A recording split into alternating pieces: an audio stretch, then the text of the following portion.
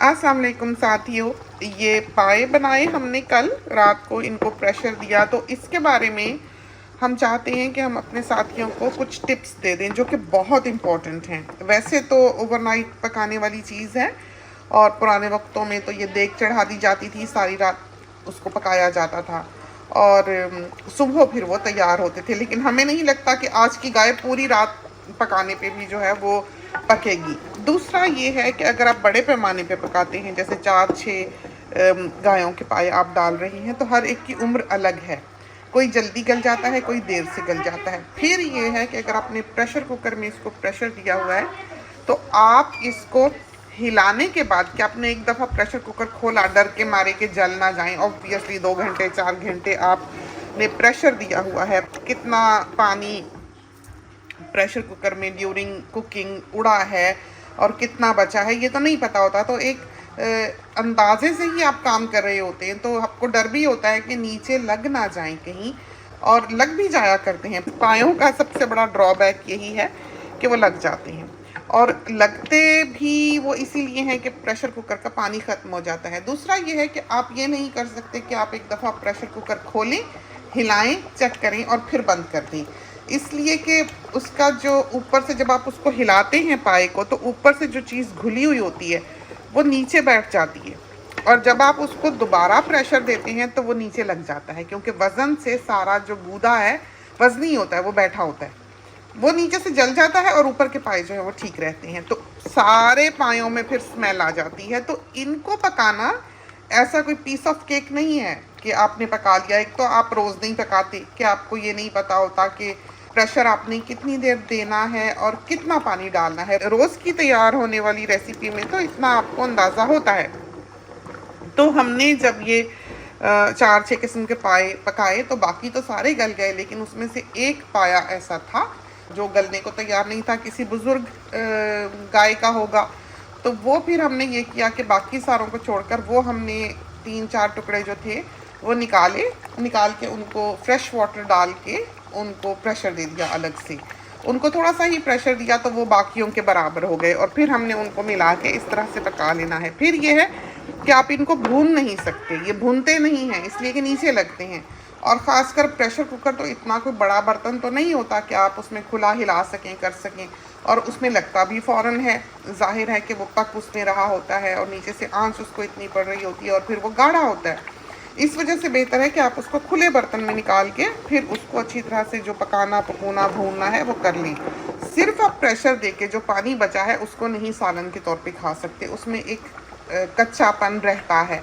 तो आपको प्रेशर देने के बाद भी जब वो गल जाएं उसको पकाना पड़ता है, जो पकाना प्रेशर कुकर में मुमकिन नहीं होता, खुले बर्तन में मुमकिन होता है और आसानी से हो जाता है।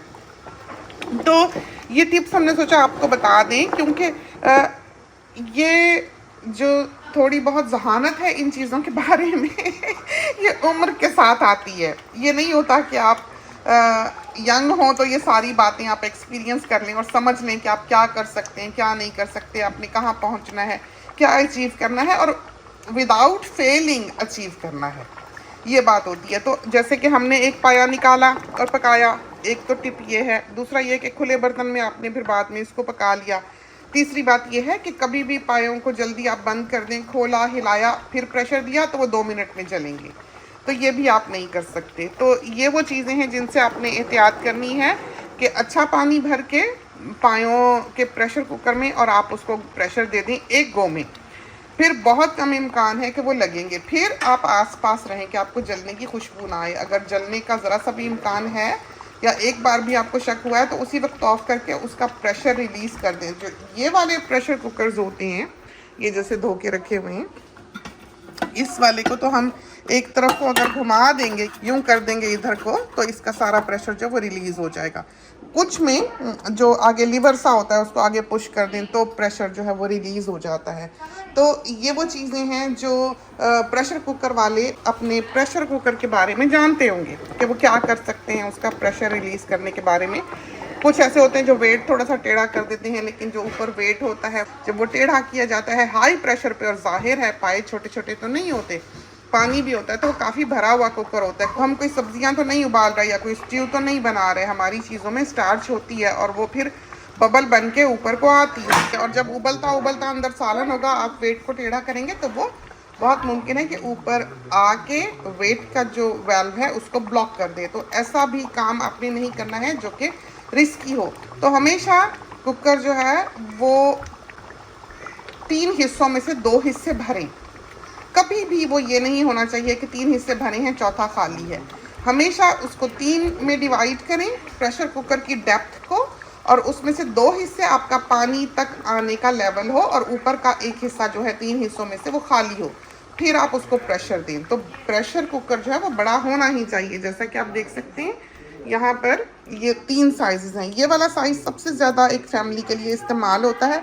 ये वाला कोई कीमा चढ़ाना हो, कोई थोड़ा सा गोश्त चढ़ाना हो, जैसे हमने ताज़ा बकरी का गोश्त आज भूना, ये वाला बहुत आइडियल है बैकअप के तौर पर। और ये वो प्रेशर कुकर है जो बहुत कम इस्तेमाल होता है। लोग कहते हैं बड़ा प्रेशर कुकर लो, हमेशा काम आता है, लेकिन नहीं। सबसे बड़ा प्रेशर कुकर जो है वो कम इस्तेमाल होता है। हाथ भी थकते हैं, धोना उठाना रखना भी मुश्किल होता है क्योंकि हैवी होता है।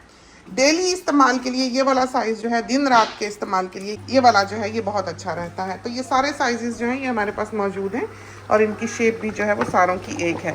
अब हम देखें, इसके सर के ऊपर खड़े हुए हैं, खुले बर्तन में हमने डाला है, हमने इसको सुखा लेना है जितना कि हमें ये चाहिए। ये पकाना जो है बहुत ज़रूरी है, वरना हमने आपको बताया कि कच्चा कच्चा प्याज लहसुन की उसमें से फिर बू आती है। तो ये स्टेज है जिस पे कि हमने इसको लाना है। और आप देख सकते हैं कि पाए जो हैं किस कदर नफासत से देखें गल गए, बहुत ही अच्छी तरह से। ये देखें, तो गाय के पाए हैं और स्किन के साथ हैं, बहुत मज़ेदार। तो चाहे बकरी के पकाएं, बकरी के पकाने में इस तरह टाइम नहीं लगता है। अब हमने क्या करना है कि इसको कंटेनर्स में पैक करना है और इसको हमने फिर फ्रीज़र में डाल देना है। रात को निकालेंगे जब भी हमने कहीं जाना हो घर से, कि घर में कोई सालन नहीं है। ये वो चीज़ें हैं जो लाइफ सेवर होती हैं, जैसे पाए हुए, कच्चे कोफ्ते हुए, शामी कबाब हुए और सरसों का साग हुआ। अब इस बार हमने सरसों के साग को तड़का लगा के फ्रीज़र में रखा हुआ है। निकालते हैं, खा लेते हैं, रात को निकाल दें, सुबह पकाने की ज़रूरत नहीं है। आप घर से जाने लगे, फ्रीज़र का रुख करें, निकाल के बाहर रख जाएं, आएंगे तो थोड़ा हुआ होगा। बाहर से खाना खरीदने की ज़रूरत नहीं पड़ेगी। आजकल आप बाहर से खाना खाएं, कोई आम खाना। अब हमारे घर का एक बच्चा कुछ खाता है, दूसरा बच्चा कुछ खाता है, 4 जगह वैसे ही जाना पड़ता है, और दूसरा ये है कि वो $200 आपके गए। तो ये हाल होता है। इस वजह से घर में पकाकर मैनेज करने की आदत डालें, जैसे कि ये हम करते हैं। और ये आपने आम दिनों में खाने के लिए नहीं पकाना होता है, फ्रीज़ करने के लिए ख़ासकर बनाना होता है। अब इसमें से बच्चे आज भी खा लेंगे, अभी ताज़े में से ही निकाल के हमने फ्रीज़र के कंटेनर्स बना लेने हैं, और जब वो ठंडे होंगे तो हम उनको फिर फ्रीज़र में डाल देंगे। तो ये चंद चीज़ें हैं जो हम फ्रीज़ करते हैं, बहुत ही अच्छा रहता है। शामी कबाब जो है वो पहले हम दावतों के लिए बना के रखा करते थे। सारी ज़िंदगी हमारे घर में बहुत दावतें हुई, बहुत मेहमानदारी रही। अब उस तरह नहीं है, कोविड की वजह से भी कि अम्मी ज़ईफ़ हैं तो घर में कोविड ना आ जाए, इस डर से भी हमने बिल्कुल ही मिलना मिलाना छोड़ा।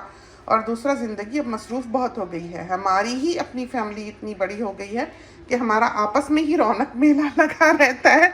तो ऐसे होता ही नहीं कि बहुत ज़्यादा दावतें वगैरह हों। कोई मेहमान आए तो हाँ, जल्दी जल्दी हम ताज़ा ही बना लेते हैं, तो फ्रीज़ करने की ऐसे ज़रूरत नहीं होती। जो शामी कबाब हमने फ्रीज़ करके रखे हुए हैं वो घर के इस्तेमाल के लिए मेनली रखे हुए हैं, कि पकाया कुछ नहीं, जल्दी से शामी कबाब तले और उसके सैंडविच बना के खा लिए, चाय की प्याली साथ बनाई, चलो जी काम ख़त्म। तो बच्चे भी खुश रहते हैं, हम भी इसी तरह। पर चपली कबाब भी हम फ्रीज़ करते हैं एमरजेंसी के लिए। आम इस्तेमाल के लिए हम कोई चीज़ फ्रीज़ नहीं करते हैं। ये नहीं कि पकाने को दिल नहीं किया तो फ्रीज़र से निकाल लिया। अगर पकाने को हमारा दिल नहीं कर रहा है, हम दाल चढ़ा लेंगे, काली दाल चढ़ा लेंगे, मूंग मसूर की दाल चढ़ा लेंगे, या हम खिचड़ी चढ़ा लेंगे। तो ये वो चीज़ें हैं जो एमरजेंसी की चीज़ें हैं, ये वो चीज़ें हैं जो लेज़ी डे पर आपने पकानी है। और बाकी ये जो सारा कुछ फ्रूज़ किया हुआ है, ये वो कुछ है जो हमने उस दिन खाना है जिस दिन हम घर ना हो, आए और खा लिया। अगर आपने डे बाहर गुजारना है तो 1000 दफ़ा आप बाहर खाएं, कि कहीं जा रहे हैं, सैर पे जा रहे हैं, तो हाँ, आपको ज़रूरत नहीं है बांध के बना के लेके जाने की, कि आप पहले वो थके फिर लाए, धोया, संभाला, बहुत ज़्यादा हो जाता है बच्चों के साथ। तो सैर सपाटे के लिए ये चीज़ें आप ना करें बेशक। और कोई फसाद जो है वो धुलाई सफाई का आप साथ लेकर घर ना आएँ, सबसे अच्छा ये है। हाँ, डेली रोज़मर्रा के लिए आप बाहर निकल रहे हैं, कोई डॉक्टर की अपॉइंटमेंट हुई, कोई आपने ग्रोसरी लेने के लिए जाना हुआ, कोई भाग के कोई काम करके आना हुआ, कुछ भी हुआ, उसके लिए ये है कि ये चीज़ें बहुत कारआमद रहती हैं, बहुत अच्छी रहती हैं, कोई बीमारी शिमारी में भी काम आ जाती हैं। तो ये थी चंद बातें जो हमने सोचा हम आपको पायों के बारे में भी बता दें और चीज़ों को फ्रीज़ करने के बारे में भी बता दें। खुदा करे कि आपके लिए ये सब बातें जो हैं ये कारआमद साबित हों, आपको पसंद आएँ। इसके साथ ही हमें इजाज़त दीजिए। अल्लाह हाफिज़।